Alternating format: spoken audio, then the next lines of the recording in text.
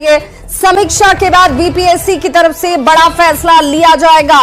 बिना साक्ष्य रद्द नहीं होगी परीक्षा। ईओयू से ठोस सबूत अब मांग लिए गए हैं। ईओयू की कार्रवाई पर भी सवाल उठाया गया है।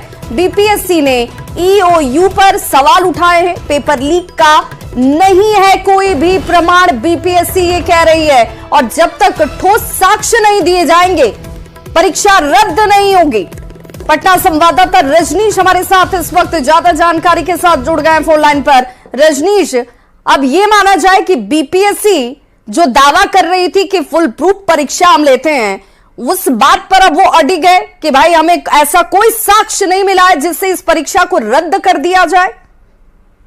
बिल्कुल विभा, आपने सही कहा कि अब बिहार सरकार में जो एक तरह से जो बीपीएससी है, जो आयोग है, सबसे बड़ी परीक्षा एजेंसी है, और उसके साथ साथ जो आर्थिक अपराध इकाई है, दोनों के बीच अब जो है मतभेद दिख रहा है। क्योंकि लगातार आज उच्च स्तरीय बैठक हुई है। बीपीएससी के नए चेयरमैन जो है रवि मनुभाई परमार, उन्होंने बैठक की और बैठक में जो समीक्षा की गई उसमें ये पाया गया है कि जो आर्थिक अपराध इकाई ने जो लैपटॉप, प्रिंटर, मोबाइल जो जब्त किया है हजारीबाग से, वो परीक्षा शुरू होने से पहले, लेकिन जो रिपोर्ट दी गई है बीपीएससी को, जानकारी दी गई है, वो परीक्षा के दिन यानी 15 मार्च को 2:30 बजे में, तब तक बीपीएससी कहना है कि 12 बजे तक परीक्षा खत्म हो गई थी। ऐसे में बीपीएससी ये मानने को तैयार ही नहीं है कि प्रश्न पत्र लीक हुआ है और किसी प्रकार की गड़बड़ी हुई है। अब बीपीएससी ने फिर से आर्थिक अपराध इकाई से साक्ष्य मांग दिया है कि पूरे ठोस साक्ष्य मिलने के बाद ही परीक्षा रद्द होगी। ऐसे में जो बिहार के अभ्यर्थी हैं जिन्होंने परीक्षा दिया था, तो वो अब कहीं ना कहीं नाराज दिख रहे हैं आयोग के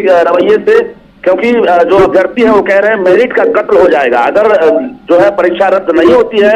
क्योंकि लीक को लेकर जिस प्रकार से आर्थिक अपराध इकाई ने जो सबूत दिए हैं और जिस प्रकार से एडमिट कार्ड के ऊपर जो है एक तरह से आंसर लिखा हुआ है, ये तमाम चीज वायरल होने के बाद अब अभ्यर्थी जो है अब नाराज है और राजनीति भी तेज हो गई है। रजनीश जरा ये बताइए, जो बीपीएससी बार बार करी कि ठोस सबूत दीजिए, ईओयू की तरफ से सबूत रखे गए हैं।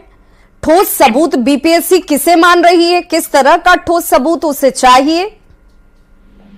देखिए, इसमें कहीं ना कहीं जिस प्रकार से बीपीएससी के जो सचिव हैं या अध्यक्ष हैं, उनका ये कहना है कि जब आर्थिक अपराध इकाई की जानकारी मिल रही है कि प्रश्न पत्र लीक हुआ है या सॉल्वर गैंग जो है हजारीबाग में जो है उत्तर रटाने के लिए जो है तैयारी किया था, जब पुलिस की रडार पर ऐसे सॉल्वर गैंग थे, तब आयोग को सूचना परीक्षा से पहले क्यों नहीं दी गई?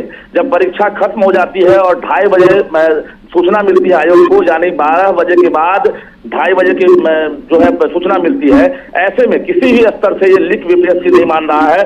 तो आर्थिक अपराध इकाई और बीपीएससी दोनों के जो बीच है कहीं ना कहीं अब तालमेल का अभाव दिख रहा है। और अब आर्थिक अपराध इकाई जो है किस प्रकार का ठोस साक्ष्य देगा बीपीएससी को, ये डिपेंड करता है। लेकिन उबाल शुरू हो गया। जो अभ्यर्थी हैं लाखों की संख्या में, जो टीचर बनने के लिए इम्तिहान दिए थे, तो ऐसे में ये मानना चाहिए रजनीश की जो कहा जा रहा था कि भाई अगले 24 घंटे में ये परीक्षा रद्द हो जाएगी, अब उस पर भी संशय है।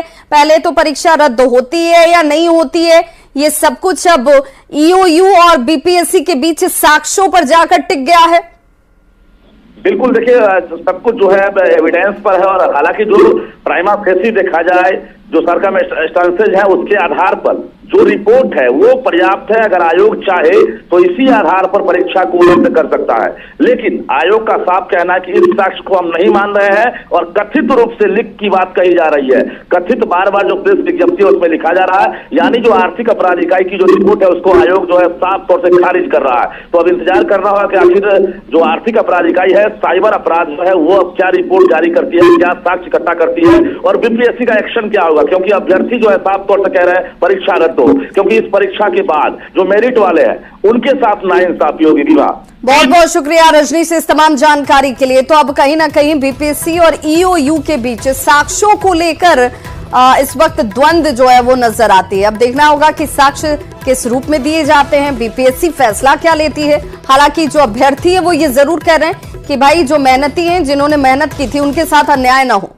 इधर पेपर लीक कांड पर नेता प्रतिपक्ष तेजस्वी यादव ने बिहार सरकार पर ही निशाना साधा है। तेजस्वी यादव ने आरोप लगाया कि बिहार में एनडीए की सरकार आते ही पेपर लीक शुरू हो गया है।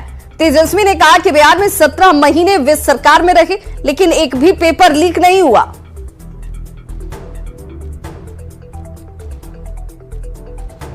महीने में कोई पेपर लीक हुआ था क्या? नीचे और इसी को कहते हैं असल माफिया राज। अद्भुत है भाई, सरकार बदलते ही भाजपा जैसे आ गई सरकार में, एडमिट कार्ड के पीछे आंसर लिखा हुआ है। देश में ऐसा कहीं नहीं हुआ, ये अद्भुत। कुछ लोग माफिया राज खत्म करने की बात करते हैं, लेकिन हकीकत में हो क्या रहा है? 70 दिनों के अंदर 2 लाख से ज्यादा लोगों को नियुक्ति पत्र हम लोगों ने बांटा। एक पेपर लीक हुआ तो बता दो, लेकिन इनके राज आते ही आते फिर से वही पेपर लीक। भाजपा का जवान राज, वहाँ पेपर लीक, यूपी में पेपर लीक। आरोप लगाया है कि पेपर लीक मामला जो हुआ बीपीएससी का वो बीजेपी की तरफ से कराया गया है, क्योंकि 17 महीनों में दिमाग खराब हो गया क्या उसका? ये राजद नहीं है, दिमाग ठीक कर ले। एक एक चीजों की जांच हो रही है। बीपीएससी में पूरा देश जानता है कि लालू जी के राज में तो जेल चला जाता था चेयरमैन। तो देखिए, बीपीएससी शिक्षक बहाली फेज 3 का पेपर लीक होता है। हालांकि अब तो बीपीएससी ये कह रही है कि भाई जब तक साक्ष्य नहीं दीजिएगा तब तक परीक्षा को रद्द नहीं करेंगे। अब देखना होगा कि परीक्षा के जो पेपर लीक हुए वो परीक्षा रद्द होती है या नहीं होती है। लेकिन ये इस पूरे बीपीएससी शिक्षक बहाली फेज 3 के पेपर लीक को लेकर 15 मार्च को शिक्षक बहाली की परीक्षा हुई। पेपर 14 मार्च को ही लीक हो गया था। प्रश्न पत्र का मिलान किया गया तो प्रश्न पत्र जो है वो हूबहू एक जैसे ही पाए गए। यानी कि जो पेपर लीक हुआ वो और जिन परीक्षाओं में बैठे अभ्यर्थियों के पास पेपर पहुंचा वो हूबहू एक ही थे। 13 मार्च को ही ईओयू को इसकी जानकारी मिली थी। अब गड़बड़ी की सूचना जैसे ही ईओयू को मिली 13 मार्च को ही, तो बीपीएससी ये कह रहा है कि भाई मुझे ये जानकारी क्यों नहीं दी गई। प्रश्न पत्र पेन ड्राइव में 14 मार्च को ही उपलब्ध करा दिए गए थे। संगठित गिरोह ने उत्तर याद करने के लिए बताया कि ये उपलब्ध कराए गए थे और प्रति अभ्यर्थी यानी कि एक एक अभ्यर्थी से इस प्रश्न पत्र के जवाब के बदले में 10 लाख रुपए की डील तय की गई थी। इसके लिखित साक्ष्य भी ईओयू के पास उपलब्ध है। जानकारी के बाद बिहार ईओयू हजारीबाग पुलिस के साथ मिलकर दबिश देती है और हजारीबाग से ही 5 मास्टरमाइंड को गिरफ्तार भी किया गया। हजारीबाग के होटल में ये सभी के सभी परीक्षार्थी जो हैं वो ठहरे हुए थे। प्रश्न पत्र देकर हल करवा रहे थे ये सॉल्वर गैंग के जो सभी लोग यहां मौजूद थे। झारखंड से गिरफ्तार 313 अभ्यर्थियों को पटना लाया गया। पटना लाने के बाद इन सभी को बसों में भरकर जब पटना पहुंचाया गया तो ये गिरफ्तार अभ्यर्थियों को सबसे पहले सिविल कोर्ट में पेश किया गया। विशेष अदालत में सभी की पेशी होती है और पेशी के बाद सभी को न्यायिक हिरासत में बेऊर जेल भेजा गया है, जिसमें 88 महिलाएं भी शामिल हैं। सिर्फ पुरुष इसमें नहीं है, सॉल्वर गैंग में महिलाओं की भी संलिप्त